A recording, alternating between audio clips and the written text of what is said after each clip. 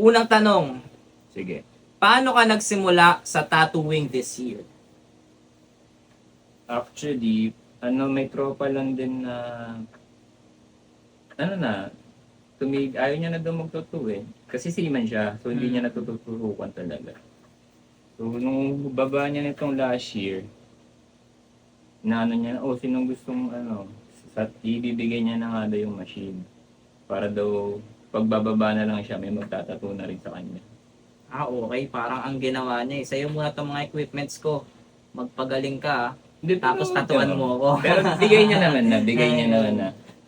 Talagang quit na siya, ayaw niya na din daw talaga magtattoo. So, mga around November niya nabigay sa akin yung machine. Nakuha ko mga ganun na.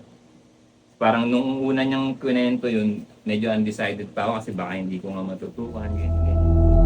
Yung mga bandang November, sabi ko, sige. November 2025.